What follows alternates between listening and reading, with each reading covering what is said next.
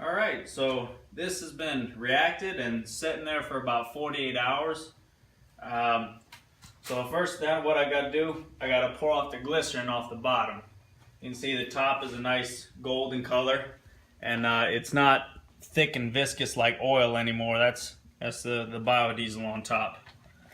So to pour off the bottom, I'm going to first open up a vent. I'm going to pop open the relief valve, which is hosed outside. And I'm going to start draining off the glycerin off the bottom. It's a very dark color in contrast to the diesel. Now you should get about the same amount of glycerin out as the reactants you put in. So I put 2 of these containers in. I should get a little bit more than 2 containers of glycerin out. Alright, so the flow is just starting to change. So I think I'm getting almost all the glycerin out. And I can also see that there's a small separation line forming on this tank where there's just a little bit of diesel that's on top. So I'm just going to let this flow a little bit longer, and that should get all the glycerin out. I'm getting pretty close here. Alright, you can see how the pouring has changed. It's flowing off much more rapid. Slight change in color. I've got pretty much all the diesel out. That is, I'm sorry, I've got most of the glycerin out. That is just diesel.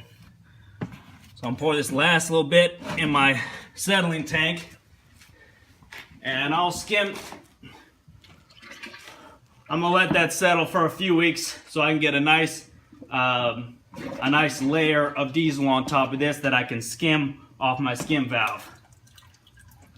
Alright, so I got the glycerin containers sitting outside. They've been outside for a few days. I do that because you want to let the methanol that's remained in the glycerin vaporize out. A lot of people have had accidents when dealing with the glycerin.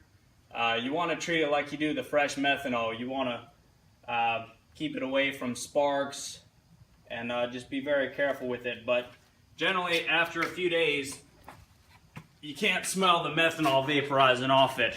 So then what I do to let it separate out further, I have this settling tank that I go ahead and I dump it in.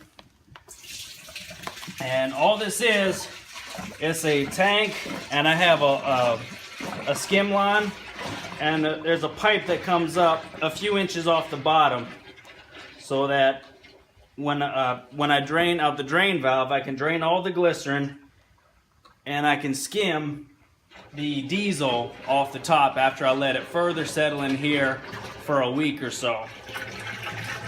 That way I don't waste any biodiesel. Another point I want to make about glycerin is you don't want to store a whole bunch. Once I get it, I try to use it for industrial soap, solvent, clean your driveway, whatever. But you do not want to store a whole bunch of this, because that's another place people have had accidents. You keep a whole bunch of barrels of this in your garage, the sun can get at it, heat it up, and the little bit of methanol that's in it can light off, and the glycerin becomes very explosive once it's heated to a certain temperature. So you got it. It's a good industrial soap. It's a good industrial solvent. You can clean car parts, bicycle parts, you name it, but don't store a lot of it. Try to get rid of it before your next batch.